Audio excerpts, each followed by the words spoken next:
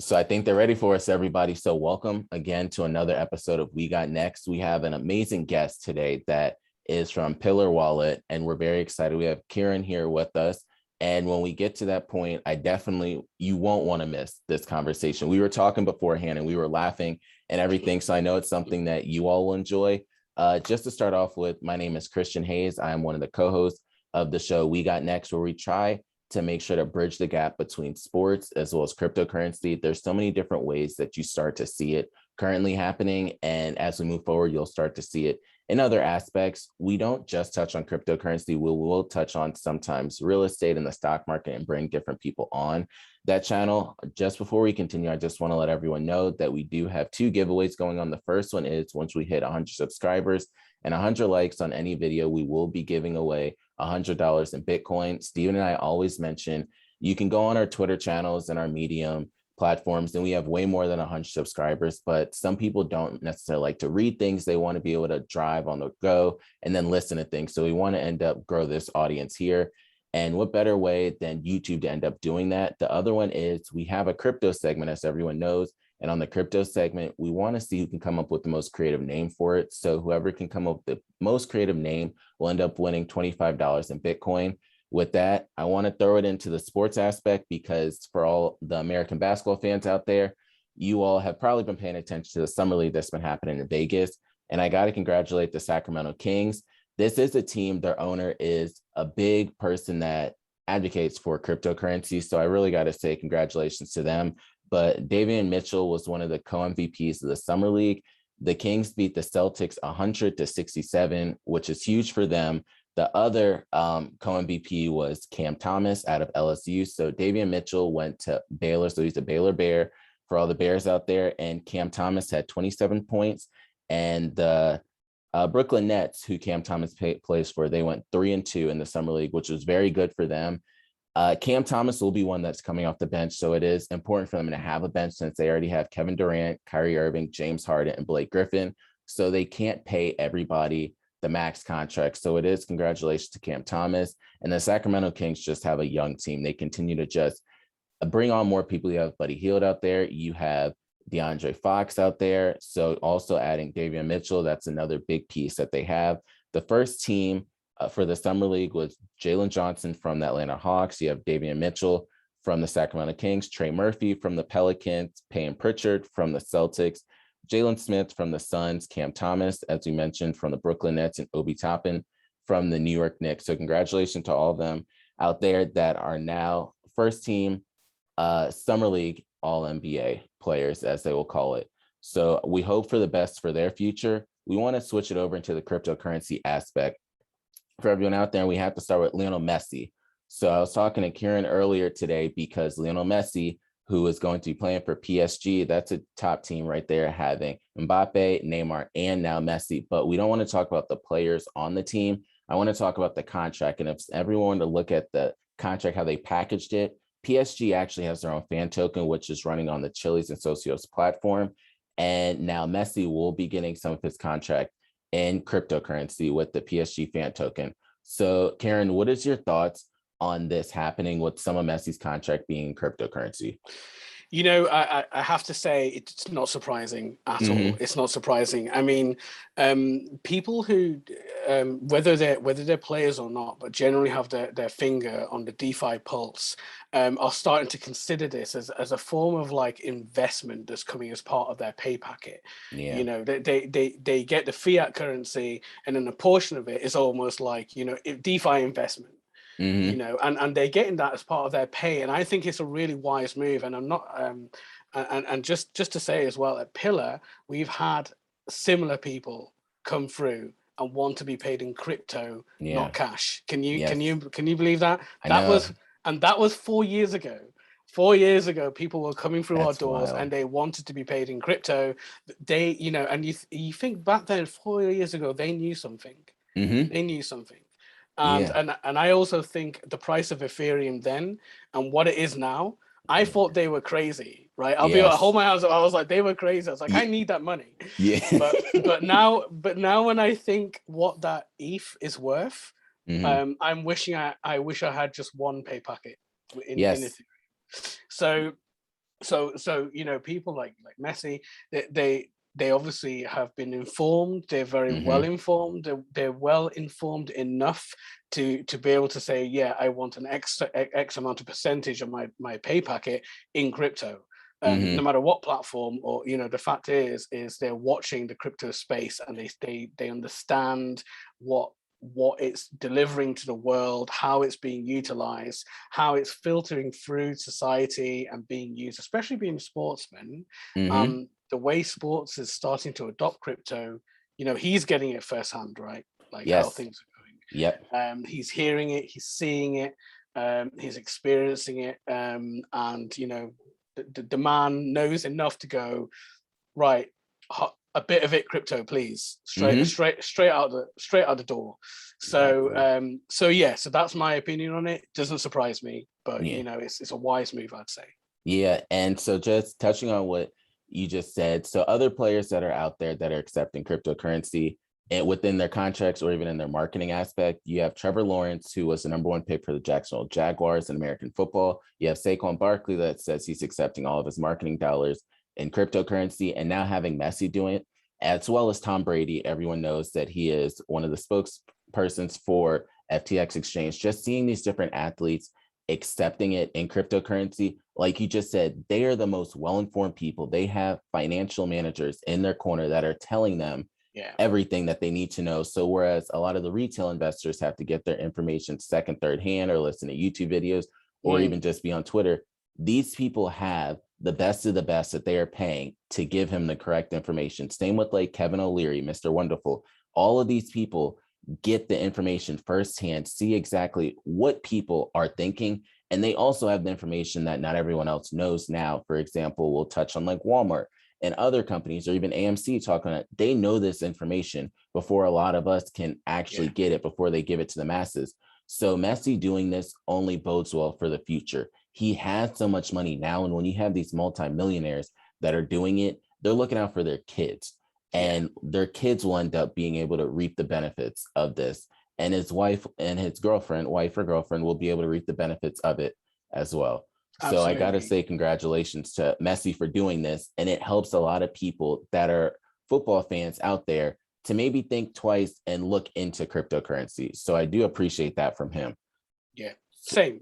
We need people like this to break down the walls, to make that divide thinner, because right now, and I know we'll talk about this a little bit later on, but there is still quite a divide, and still quite a small percentage of people that are in crypto, have touched crypto, been exposed to it, and then people that have just heard about it on nothing at all.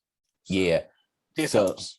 I'm going to bring this up now because Steven, who's my co-host, always asks this question, and he says, why is it that more people are now starting to look into or invest in Bitcoin, whereas in the past it wasn't as many? What do you feel are some of the events that have created this? Well, the word that comes to my mind, and for better or for worse, before people think about decentralization, before people think about funds not being controlled by central banks and government, before any of that, for better or for worse, people think about get rich quick. Yes. And I hate that. I don't like it. I don't like it because they missed the point. But it is this automatic marketing machine and everyone's got everyone has a story to tell someone else of a friend that got rich off crypto. Yes. We've all got that friend, and I might say to my neighbor, he made so much money off crypto. That's the first thing people say. Not many, although it does happen. People lose money with crypto, but no one talks about it. So sadly, this is like the automatic marketing mechanism that people go through. But what's happening now as well is that people are being turned on to decentralization. People enjoy the idea of DAOs, and also people enjoy the idea that their currencies, their assets, are being held, in their control. And just one more point to add to that, Pillar Wallet, as well as other wallets, are now more accessible than ever before. Mm-hmm. You know, and there's more, you know, there's so many wallets available now. You know, it's becoming easier to onboard these users, or for the novice to find a crypto app. Yeah. It just lets them, you know, get a wallet address, set up a Mm-hmm. wallet, and then maybe invest in some cryptos and buy it and just hold it. Yeah. You know, and what they do is they go and tell their friends, and they're like, "Oh, I've heard about it. Maybe Mm-hmm. I'll do the same." So what we're seeing is this sort of exponential growth. Yes. You know, it's going like this now, and with the, you know, the price of Bitcoin and Ethereum fluctuating wildly, Mm-hmm. and what happens inevitably is this makes the news.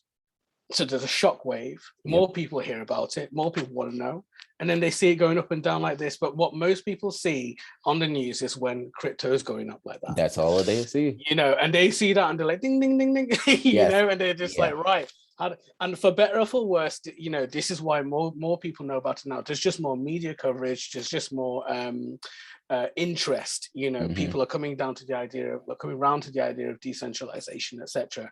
Mm-hmm. So there's several irons in the fire. There's several things happening at the same time, but this is why, in my opinion, people are you know, are know more about cryptocurrency now than they did 10 years ago. Yeah. It was still a thing for nerds. Yeah. So you brought up something that's big, and a lot of people think it is a get rich quick scheme. And even like clients I deal with, or different people that invested in Coinbase when it first hit the stock market, they all were like, Christian, what's happening? Like, my account is going down all of a sudden. And it's like, it's not just going to straight up go up forever. Like, that's not what happens in cryptocurrency. And a lot of them haven't experienced like the bear markets in 2018 when it was straight down. And I try to explain to people, you almost have to go through a little depression and sadness looking at the market for you to understand that these little pullbacks that happen are nothing. Coinbase is still chilling over $200 in the stock market. You have a lot of these cryptocurrencies that are up a lot more than they were. Bitcoin is way above its 20,000 mark that it had been at back in 2017. But a lot of people only see now and think, let me throw $100 and it's going to go straight up and make me a millionaire, which is not going to happen. And there's so much more. And we'll get into Pillar Wallet in a second, but people can't just look at the price of it. They have to understand the technology and everything that is going behind it. Absolutely. And, you know, just to add to that, what I think, what I observe is, you know, for example, the friends that, you know, invest in Coinbase, you know, they do have an almost like rose tinted vision of the crypto world, but actually, you know, the reality of the situation is the crypto world is still subject to the same kind of market forces that humans emit. You know, things go up, things go down. There's demand, there isn't. Price goes up, price goes down. And this is, you know, this is what we have to always remember. We never forget that. Yeah. So going on to the next thing, because we were just talking about the stock market, and this is another one that's in the stock market, Walmart. So Walmart is looking into hire a professional and experienced person in the crypto world to help with like their products and everything. So if anyone out there is interested, you can end up applying. Only kicker is you would have to live in Arkansas. And that's the thing that they brought up. So a lot of people in the United States and around the world, if you know about Arkansas, it's kind of in like your Midwest-ish area. It's not the place that is most appealing to people. So they're going to have to make the salary very appealing, but also I think some of it's going to have to be somewhat in cryptocurrency to attract the right person. And they want somebody with so much experience. And a lot of the people that have the experience, it's not necessarily in the cryptocurrency realm. But congratulations to Walmart to getting on board with this and hiring somebody. This only means that they're going to either put it on their balance sheet or accept cryptocurrency in various different ways. It might be in the e-commerce aspect, not necessarily in the stores at first, but you do start to see the ATM machines. You start to see the different machines in the stores that'll accept Bitcoin and stuff. So I do got to say congratulations to Walmart for doing that. Another thing, just talking about the stock market, Iris Energy, which is a Bitcoin mining firm, they are about to get listed on the NASDAQ. So I got to say congratulations to them. You are going to start to see a lot more Bitcoin mining companies that want to get listed on the NASDAQ. it's just two ways for them to profit and expand the value of their company. So that is the big thing. You will start to see it. Fidelity did it with Marathon, investing in them. So you will start to see Iris Energy have a lot of different people investing in them. But the big thing we want to talk about today, and why we have our guests here, is we want to talk about Pillar Wallet. And we have Kieran, who is the head of mobile engineering for Pillar Wallet. So thank you so much for being here with us today. No problem. Thank you. Thank you for having me. Absolutely. So before we start off, can you just tell us a little bit about what you do for Pillar Wallet? Yeah. So, as introduced, I'm Kieran. I'm head of mobile engineering at Pillar. And my day-to-day duties generally involve taking business requirements from our management team, and then breaking them down, filling out the requirements, figuring out where we've got pain points, what development efforts are needed, team capacity, looking after the app team in general, and then ultimately doing the work and writing the code, and then taking it from that to the QA process, and then finally shipping it to our users. So it's a big old process. Lots of meetings, lots of discussions. A lot of the time, we are dealing with new technology always. We're dealing with new ways of working, new protocols, new ideas, and this takes a lot of brain power. So these are usually my day-to-day operations. But ultimately, we're trying our utmost best to ship a great product. Yeah. So thank you for that. Something else that for a lot of people out there. So Pillar Wallet has been around for years. They're not one that just came out this year and is trying to end up going to the moon. They're a company and a team that has been around for a long time, and they have boots on the ground all the time trying to make their product better, which is something we really do like. And they survive a lot of the bear market. So that's another thing that is very good. So we always like to talk about this, how people got their first skin in the game. So when did you first get involved in cryptocurrency, and what was your first cryptocurrency? Oh man, so let me, this goes way back. I'm going to shorten this story because it's quite a story.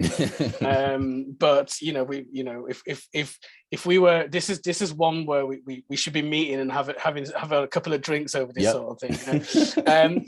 So my first foray into crypto, my first memory was trying to mine Bitcoin using my old MacBook Pro, using that one client they had just one client that was able to do it. And it was so intense on my poor MacBook Pro that my mouse wouldn't move.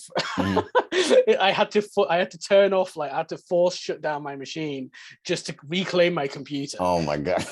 So I was like, okay, well, I'm not doing this. So I didn't go ahead and buy any crypto, because at the time you could only mine it and earn it in a wallet address. You couldn't do too much. Anyway, fast forward to that fateful year 2017, where everything went down. There was all the ICOs. We had the market crash shortly after, the bubble burst, everything. Me and a close friend of mine, Matt Muse, we set up a cryptocurrency mining operation out of an office in a place called Kingston, just outside of London. It could be classed as London. And it was completely remote controlled. We had a 4G router in there. It was 4G at the time, no 5G. Nope, no 5G. Yeah. I just had to make that clear, because I know what world we're living in now. So we had a 4G router in there connected to another router, and that was connected to all these miners. And we had temperature sensors in there, remote control plugs. And we were running the whole operation mining SIA coin, SIA, S-I-A. Yes. I don't know how relevant they are this day and age, but that was a token had its own blockchain, and it was a file hosting service with a utility. So the token utility was, you were able to pay for hosting with the SIA coin as well. And it was a great project, and we were mining hard. There was There was like 4 miners in there, all of them like, extremely loud because they are Oh very, my very God. loud. Yeah. And to cut a long story short, we got kicked out. Oh. we just got booted out because, and I quote, the landlord wrote me an email, and I quote, "The door handle was hot to the touch." What? And the room, and this is when we went and installed the temperature sensors. The room was like 40 degrees. The temperature of the air was 40 degrees, and what we had, the reason for the remote control plugs is we would get an alert on our phone that would tell us the temperature's gone too high, and then one of us would switch off all the miners remotely on our phones until the temperature came down, and then we boot them up again. And this cycle just kept going. But then inevitably it was this little room above a chicken shop, like a fried chicken shop. My gosh. And you can picture the type of place it was, and it was just a creative collective, they called themselves. Then they had a couple of offices, and eventually the complaints started, and eventually we got booted out. Wow. And we got an email a month later saying they had a massive electricity bill, but in all fairness, they shouldn't have said that the electricity was included in the contract.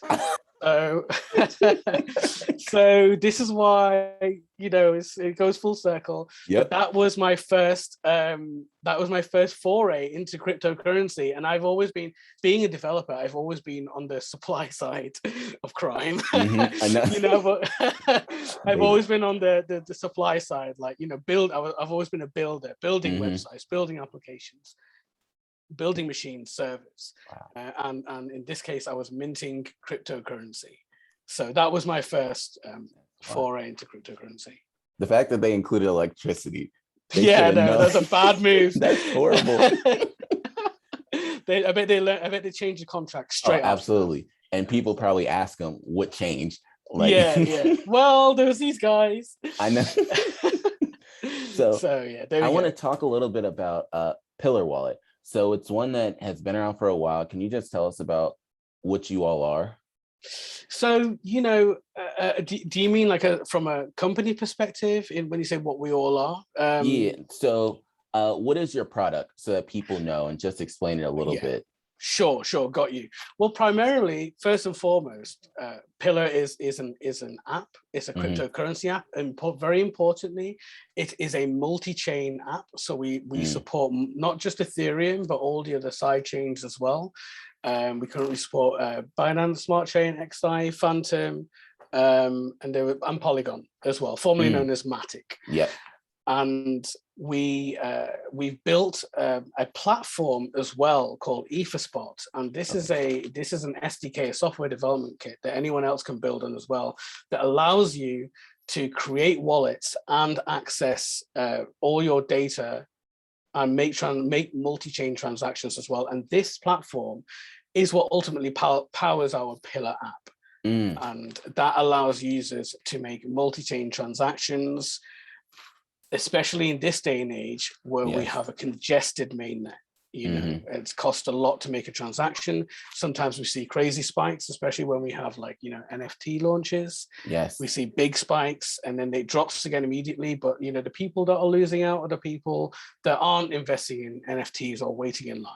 And they have to pay a lot of money. So we natively support all the aforementioned side chains, and importantly as well, Pillar is run by is community owned and is community run as well by our DAO, a decentralized autonomous organization. And I'm sure we'll talk about a little bit more about that later, but this is how we run, this is how we're made up of, this is our product. We've got our app that's out for iOS and Android that anyone can download, and we have our EtherSpot platform that any business or even interested developer that wants to get on the multi-chain bandwagon, the layer 2 bandwagon, can use. Yeah, thank you for that. So that was something that really caught my eye, because I like the big thing about decentralization is including the community and not just having a centralized body, whereas it's just executives that make the decisions.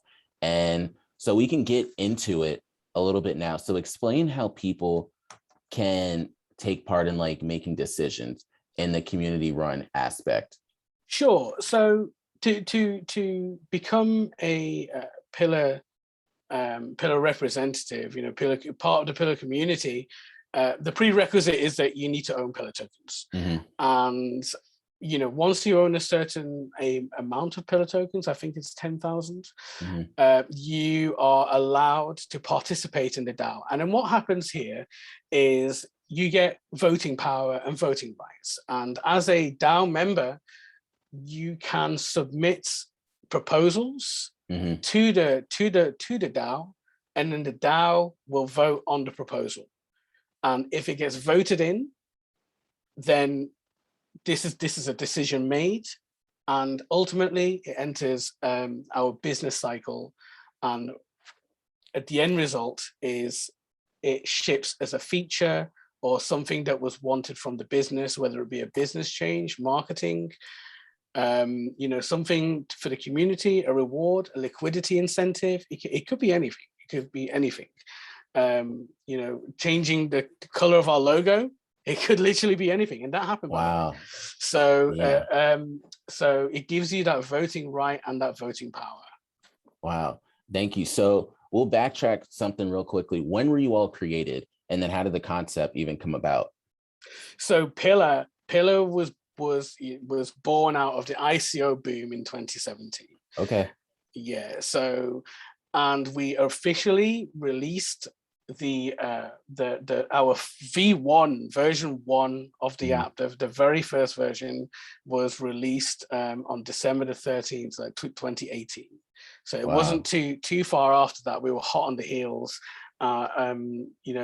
making use of the ICO funding, and we released our first app to the world. And at that time, it was we started off with just a very basic wallet, extremely privacy focused, and we still are now. Privacy is at the very heart of what we do, and we respect people's privacy. The app is non-custodial, which means the keys to the app are held on the phone.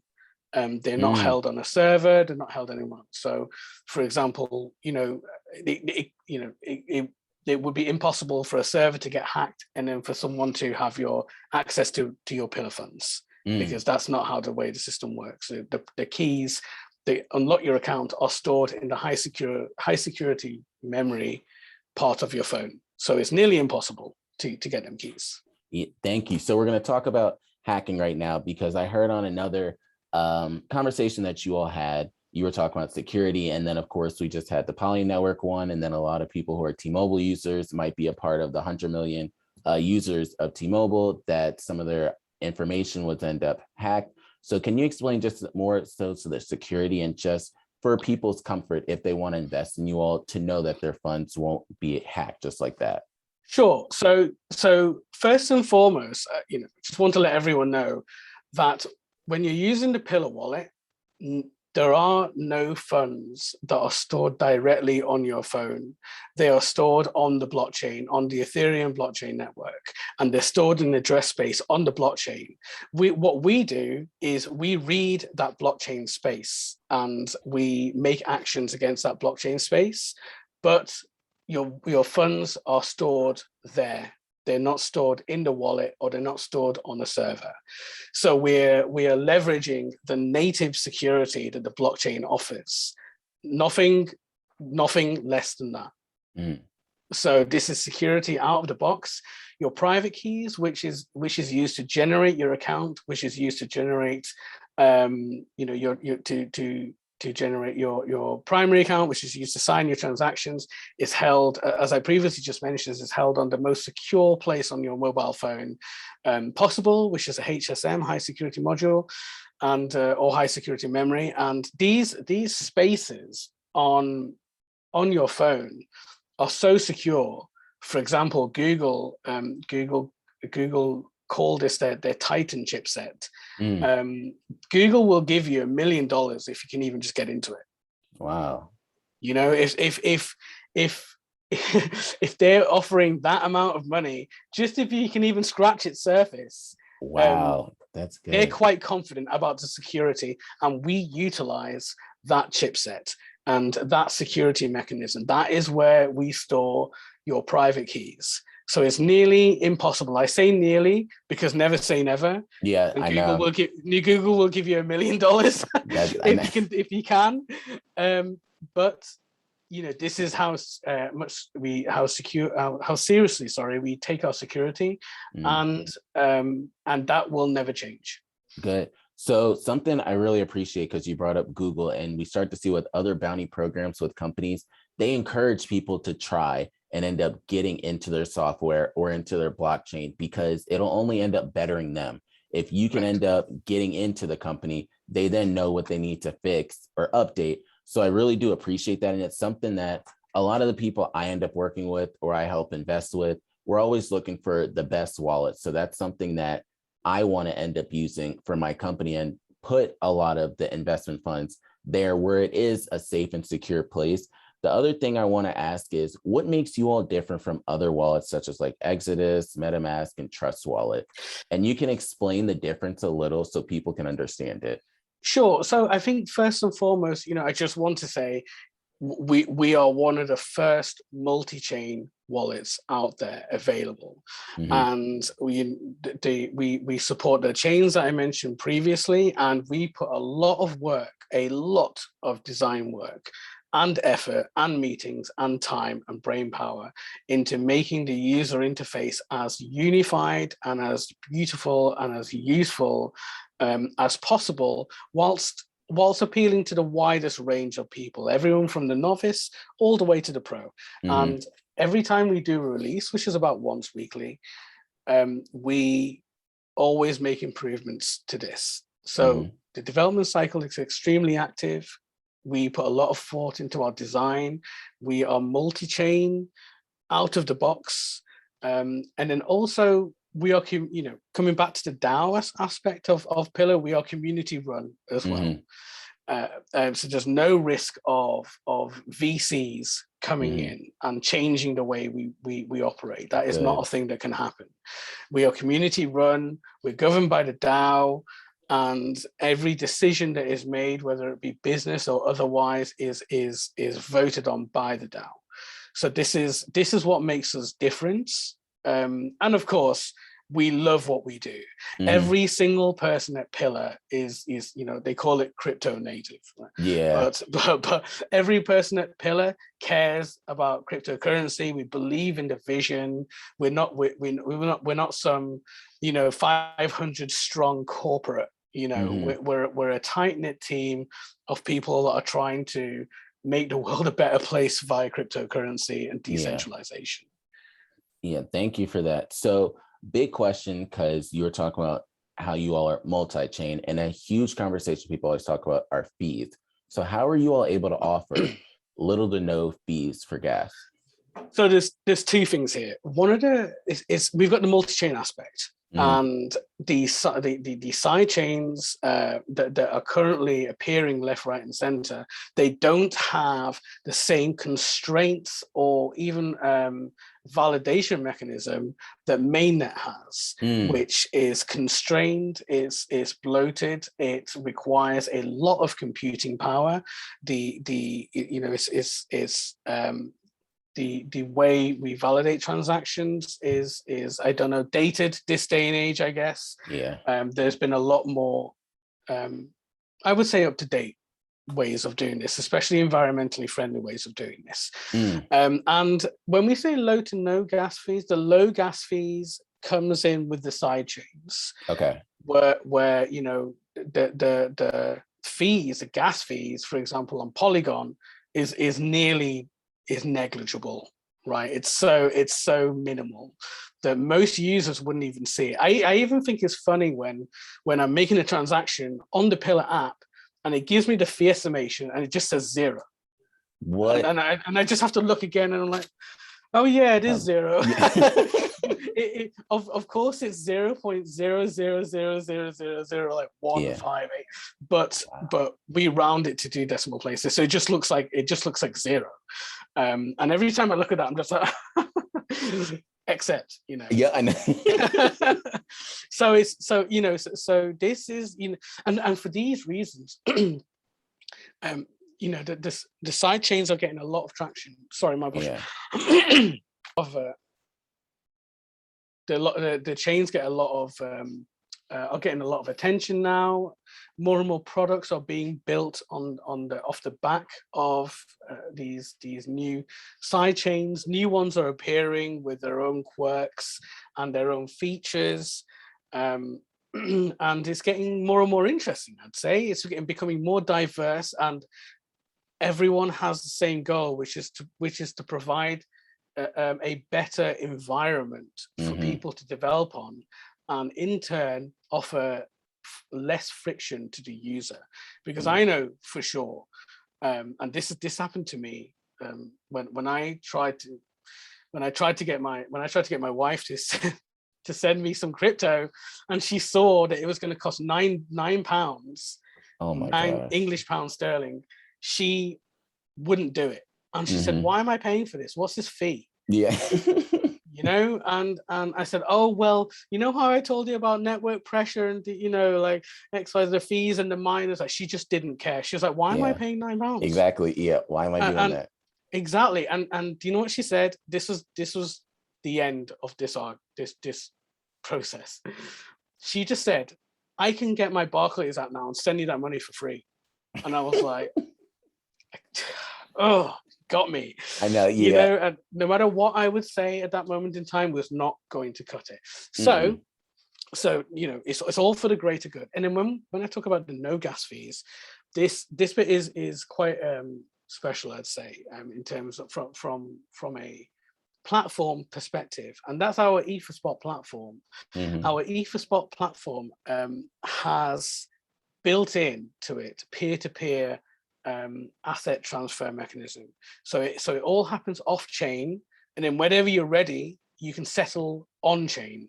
So it's committed to the blockchain, but you can make as many transactions as you want off chain, and it will cost you nothing, because we use a light local ledger behind the scenes to be able to facilitate all that. And then whenever you're ready, you can withdraw it from your peer-to-peer payment channels, and you can settle it in your wallet on the blockchain. So this is how we achieve like low to no gas fees. Wow. Thank you. Yeah, because that's something that a lot of people are always concerned about. You see the different screenshots of you're sending $20 and it costs you like $100 for gas fees. And people are like, no way in hell, like, why am I about to do something like that? So I think that's something that a lot of people be interested in. Something else that has been blowing up kind of the internet is NFTs and stuff.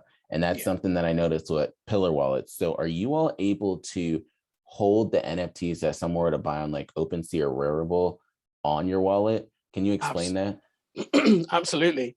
So your Pillar wallet is absolutely NFT compatible, of course, and you can send NFTs to your wallet, and we actually have on your dashboard homepage, we actually have NFTs.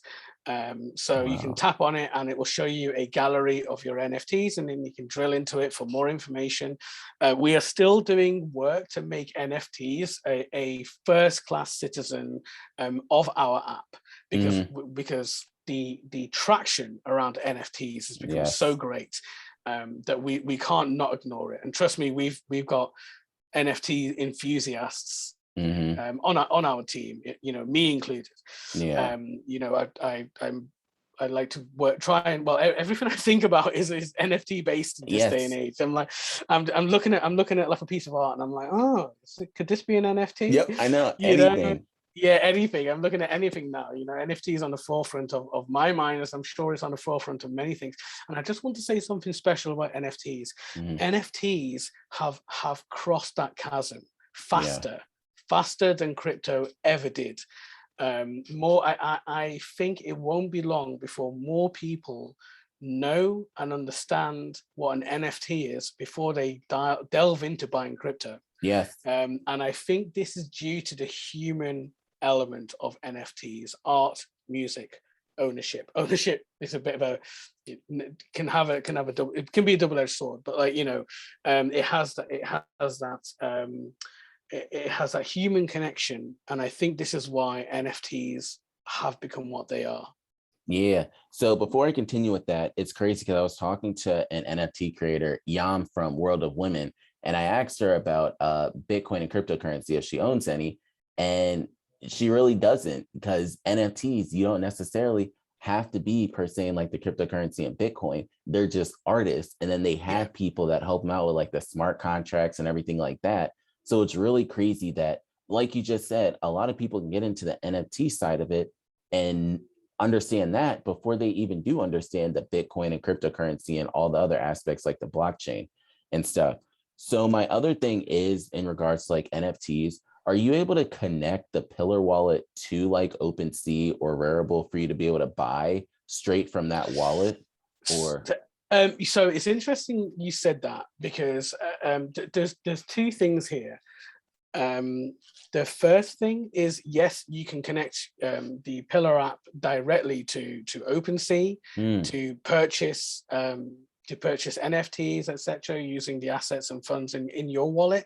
Secondly, native integration, which I think is what you're touching on, being able to do things from within inside the wallet, almost like a built-in experience. And just to drop this on I guess on everyone, we are exploring it at this moment in time.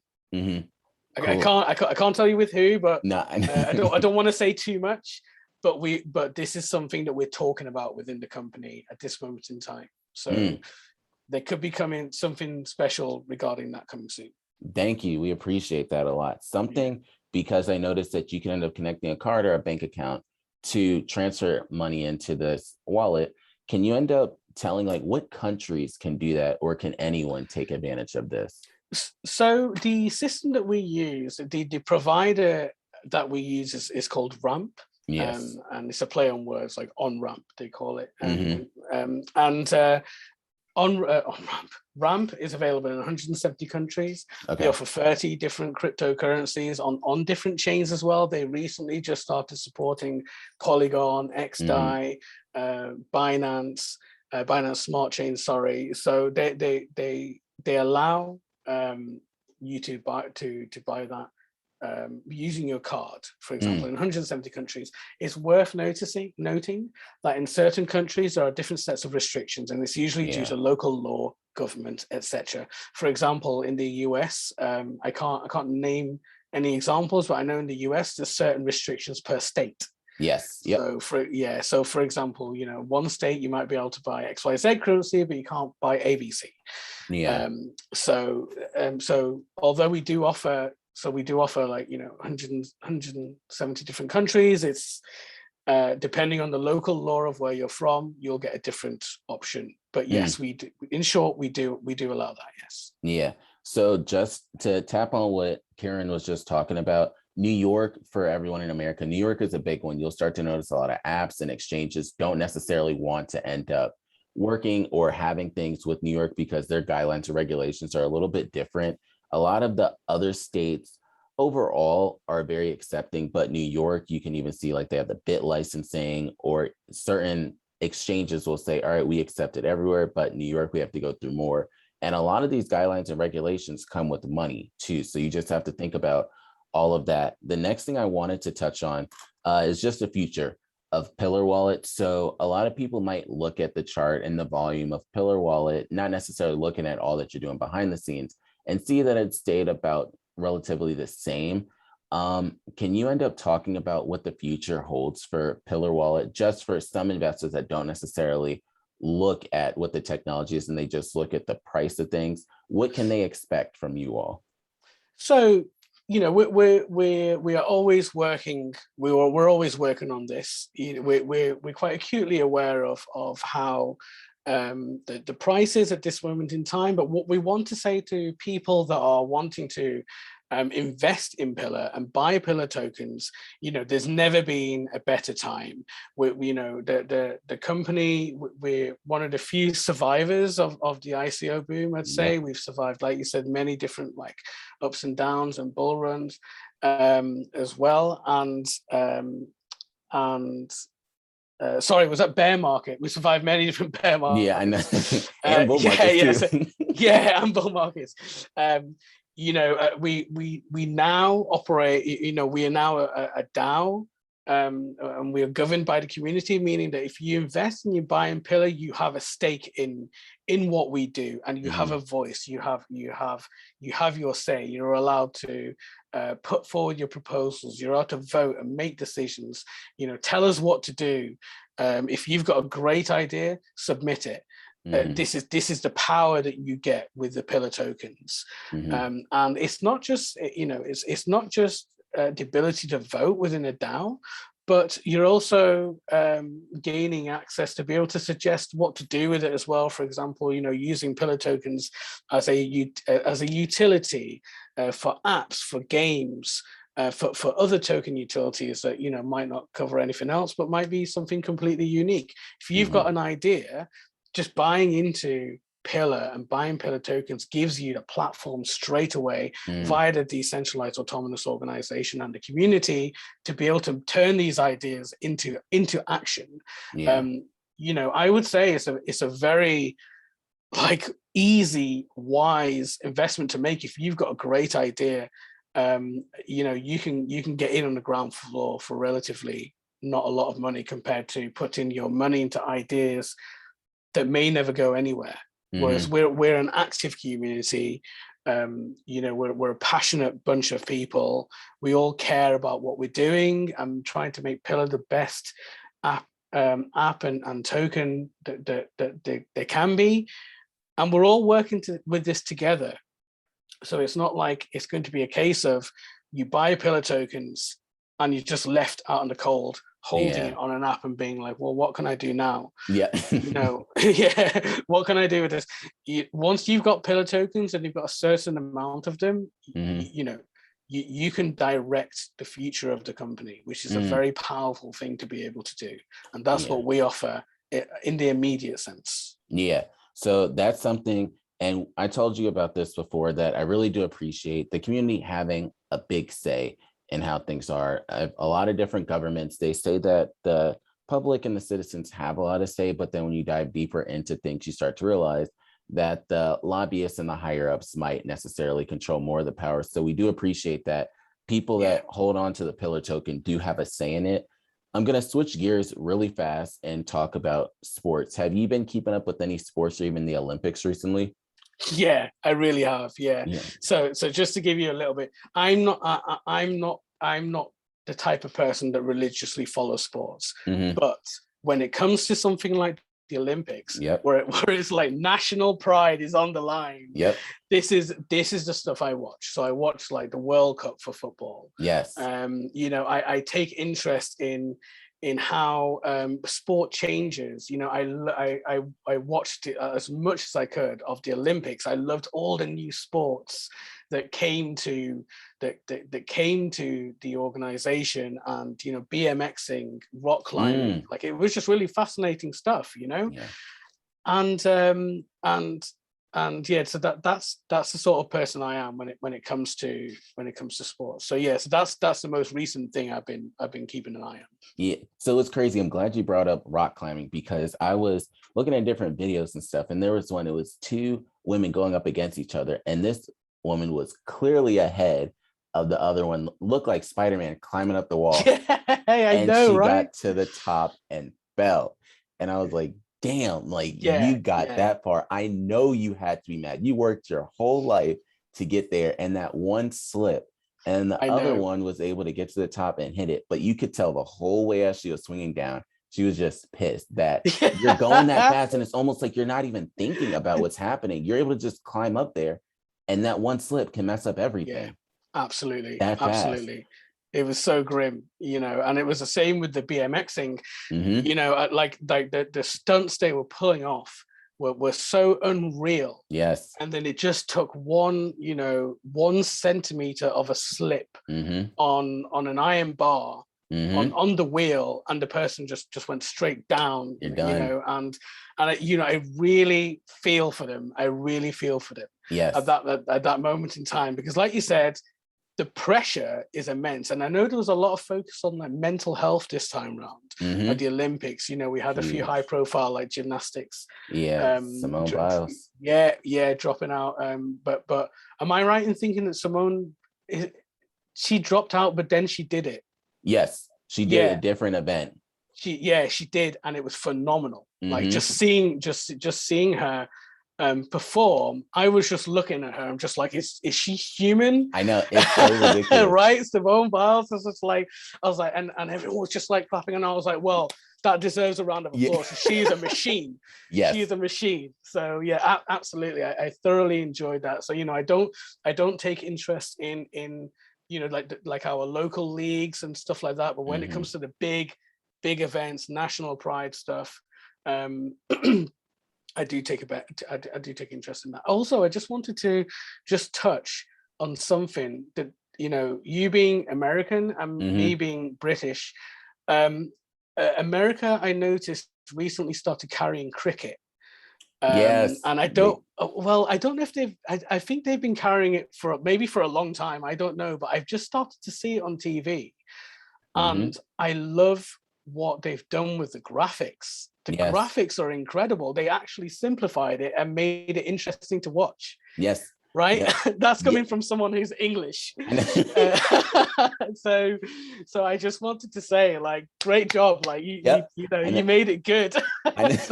I even start to see it. They're making it so that a lot of people can understand the sport more. Like, I'll go into neighborhoods now and you'll just start to see people playing cricket. And that's not something that, as I was growing up when I was younger, you saw. It was as I got older that you started to see more people, or you started to see more fields or pitches that were rented out for people to play cricket.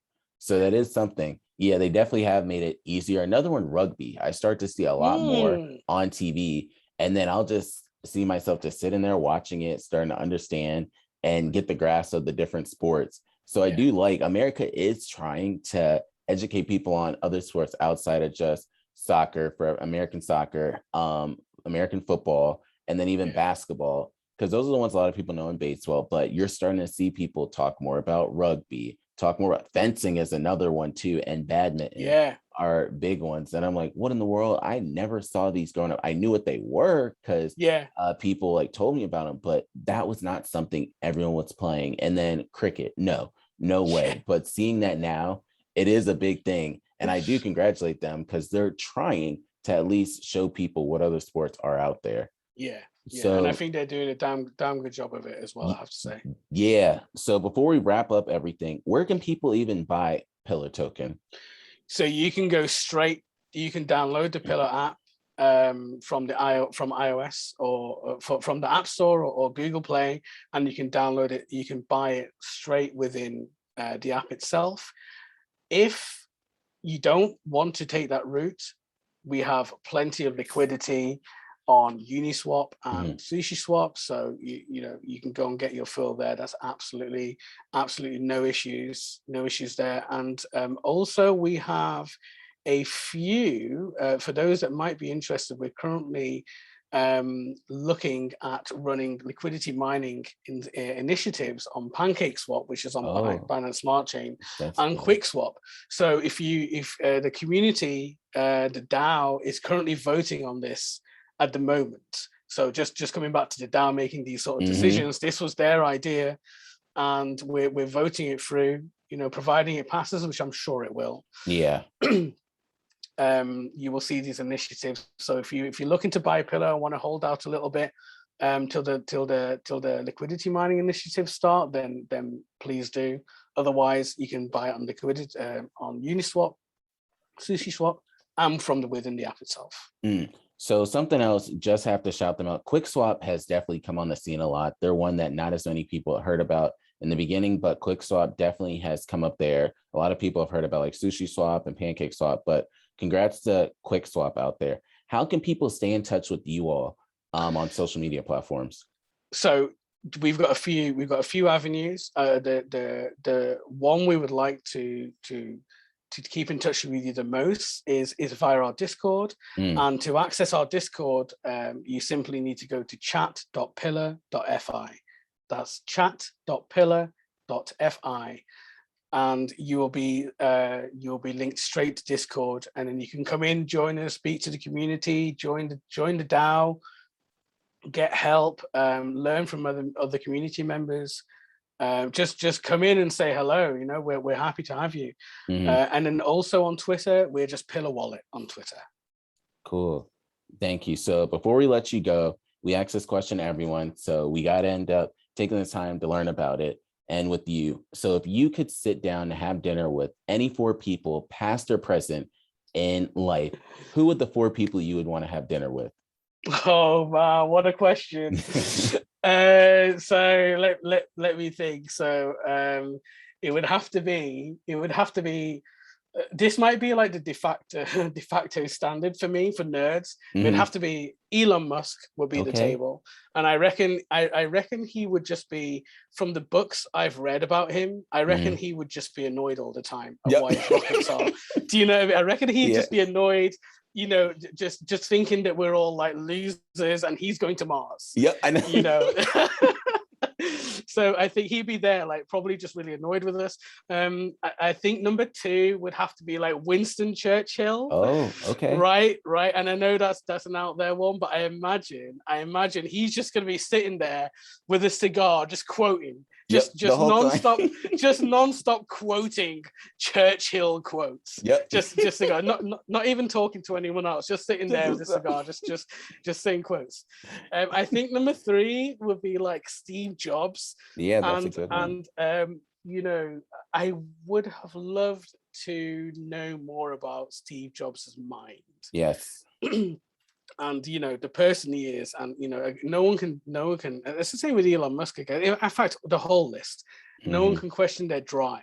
No. But I reckon you put these people in a room, it's going to be carnage. So I reckon Steve Jobs would just be arguing with Elon Musk about things. I think they'd just be different views. Yeah, completely, just an all-out verbal brawl. So that would be really funny. And Gandhi would be my 4th. And the reason I'm saying Gandhi is really just to mellow everyone out. And I know, you know, he had this like incredible influence, and you know, he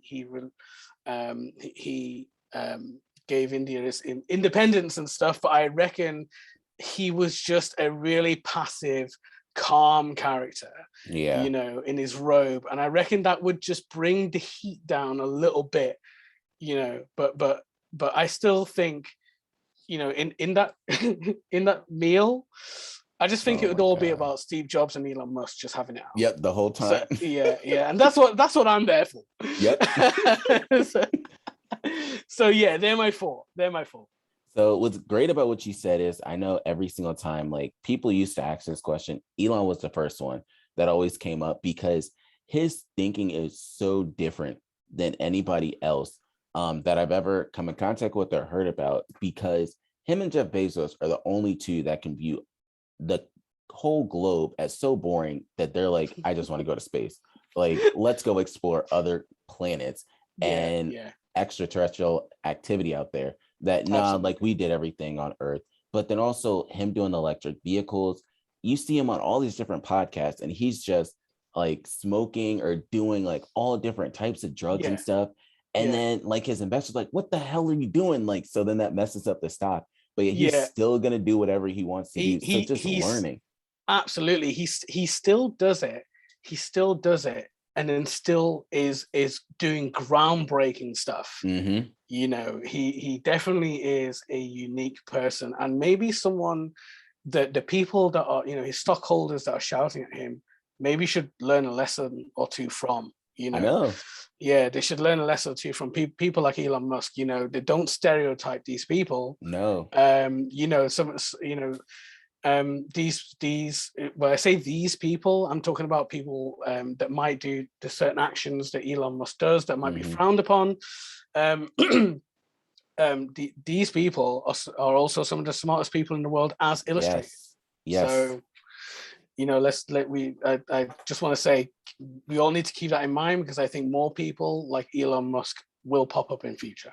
Oh, absolutely. So with wrapping that up, because I really appreciate your four that you had, each of them bring so much to the table. I want to thank Pillar Wallet and everyone over there for letting Kieran be on the show today. This is something that I really do appreciate, something that everyone can learn a lot from, but then also everyone out there can feel more secure within the security of Pillar Wallet. So that's something I do appreciate. With us wrapping up today, Kieran, do you have anything you want to say to the people before we go?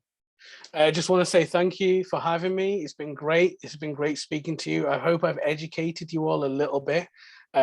Please check it out, pillar.fi. And we can't wait to see you in the crypto space, however you join us, whether it be NFTs, buying assets, joining us on our Discord, coming to say hi. The future is decentralized. Yeah. So with that, all I have to say is make sure to check out our episodes coming later this week. We're going to do some more American fantasy football rankings, Steven and I. And then also, if you haven't seen the videos of the robots out there, it's wild. I was talking to Steven because you see these robots jumping over different bars and like running on things. And all Steven could say is our whole future's damn. Like if you have the robots doing that and then you see them like flopping and falling over, and that's them falling, but yet you have them running around, and this is still them just practicing and stuff. And people are so excited to see this. So if you haven't seen those videos, go check them out. You can look on my Twitter channel because it'll be there. Me and Steven try and retweet this stuff all the time. But again, thank you to Pillar Wallet. We appreciate you all coming on the show. Kieran, we appreciate it so much. And with that, we'll catch you all next time. Thank you, everyone. Cheers.